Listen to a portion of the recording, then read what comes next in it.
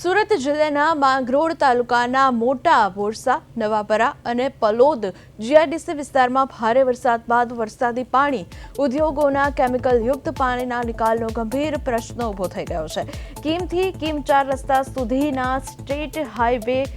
65 પર ઘૂંટણસમાં પાણી ભરાતા વાહન વ્યવહાર પ્રભાવિત થઈ ગયો હતો, જ્યારે ખુલ્લી ગટર બ્લોક થતા વરસાદી પાણી અને કેમિકલયુક્ત પાણી જીઆઈડીસી તેમજ આસપાસના વિસ્તારોમાં ફરી વળ્યા હતા। અનેક કંપનીઓ, રહેણાંક વિસ્તારો અને રસ્તાઓ પાણીમાં ગરકાવ થતા ઉદ્યોગકારો તથા સ્થાનિક મુશ્કેલીમાં મુકાયા હતા। તો પરિસ્થિતિને ધ્યાનમાં રાખીને માંગરોળ તાલુકા ઇન્ડસ્ટ્રીઝ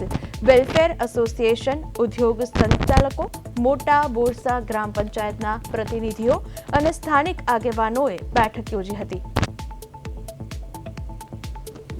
તો આ બેઠક બાદ નિરીક્ષણ કરીને ગટરોની સફાઈ, જૂની ડ્રેનેજ વ્યવસ્થા ફરી કાર્યરત કરવા અને વરસાદી પાણીના કાયમી નિકાલ માટે તંત્ર દ્વારા રેલવે અધિકારીઓ સાથે સંકલન સાધવાનો નિર્ણય લેવામાં આવ્યો હતો।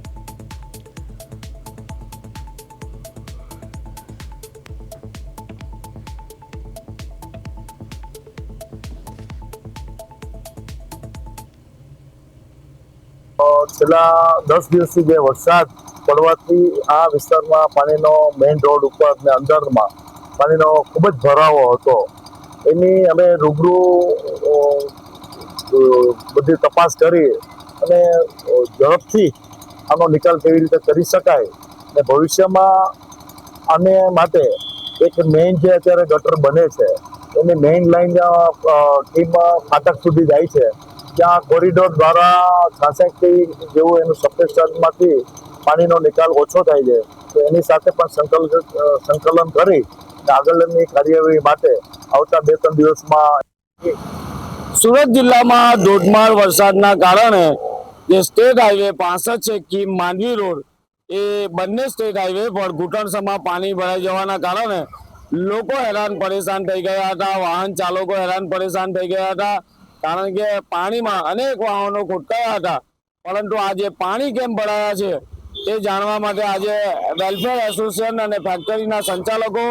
ગ્રામ પંચાયતના ચૂંટાયેલા પ્રતિનિધિઓ આજે સંકલન મિટિંગ મળી હતી અને તેઓ દ્વારા આ સ્ટેટ હાઈવેની બંને ગટરોની સાફ સફાઈ કઈ રીતે કરવી એ હાલ મિટિંગ કરવામાં આવી હતી અને જે રીતે જીસીબી મશીન લઈને ગટરોની સાફ સફાઈ કરવામાં આવી રહી છે, કારણ કે વરસાદી પાણીનો નિકાલ જ્યાં સુધી ના થાય ત્યાં સુધી વરસાદ પડે એટલે સ્ટેટ હાઈવે જળબંબાકાર અને બેટમાં ફેરવાઈ જાય,